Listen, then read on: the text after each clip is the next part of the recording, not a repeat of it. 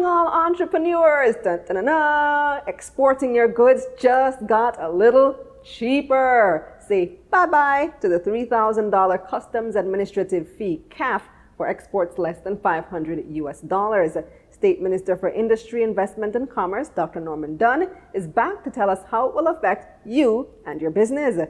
I'm Kalila Reynolds, and it's time for another episode of Money Moves, JA, brought to you in partnership with Exim Bank's Business Advisory Service, giving you the tools to grow your business.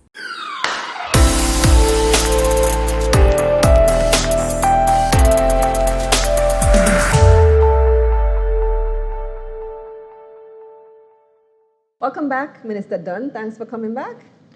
My pleasure. All right, so the last time you were with us, we spoke about this $5 billion that's allocated to small businesses, various projects that are being implemented, grants, loans, what have you.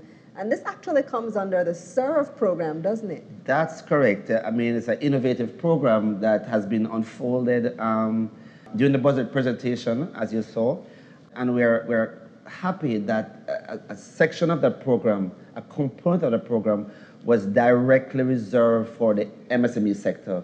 And we did mention last week that $5 billion was allocated to the MSME sector. There's also another really important one. And if you guys watched Money Mondays a few weeks ago, you would have seen me really bigging up the move to abolish the customs administrative fee, the CAF, for goods under $500 that are going out, that are being exported permanently, they're not coming back into Jamaica. Why is this such a big deal? Let me tell you, again, this shows how this government operates. I mean, this is something, as the Minister of Finance said, is relegated to the dustbin.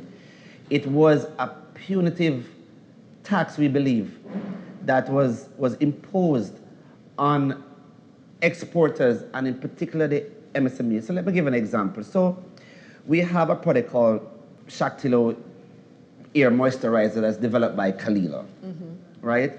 And the value of it is $1,500. So you want it Jamaican dollars. So you want to export it to somebody. You want to develop your hair product in such a way that it becomes a large category of product.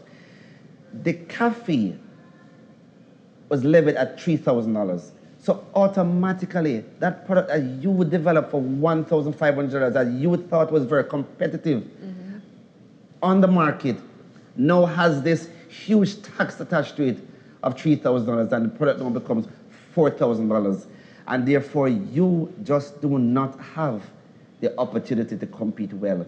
So by removing this... Outside of Jamaica. So by removing this, you have given a huge lease on life of the MSME sector and the persons who want to export. And therefore, we believe this is a glorious opportunity for a number of MSMEs who have great products. If you look into pharmacies and the supermarket, just look on the shelves, and you see the quality of products that are being developed here in Jamaica now.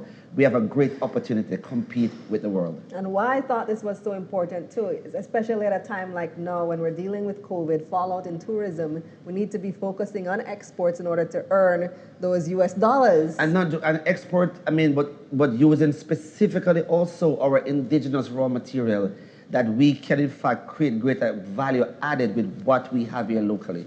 Now, during the budget debates that ended recently, I heard the opposition saying or arguing that the CAF should have been abolished entirely. So not just for goods under $500 US. So why didn't you go that route? Life is so funny.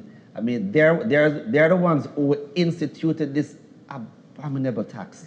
And they are now saying that it should what? Be removed totally.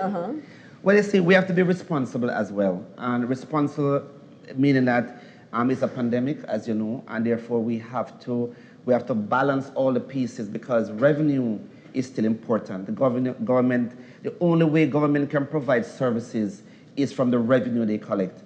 And therefore, what we're trying to do is protect the revenue as much as possible, but at least in the same breath, give enough opportunity for persons to export. By giving up just this one tax up to $500, the government is foregoing almost $70 million in taxes. That's not a whole lot of money for a Not government. a whole lot of money, but at the same time, it's still revenue that you're giving up that we could use for purchasing some more vaccines, etc., etc. So what's the expected impact of this? So are there projections that exports are going to increase by X amount because of the removal? Well, what we are looking at is, and from the Ministry of Investment, Industry, Investment and Commerce, our MSME division is in fact ramping up our communication to this sector to say that here is a great opportunity.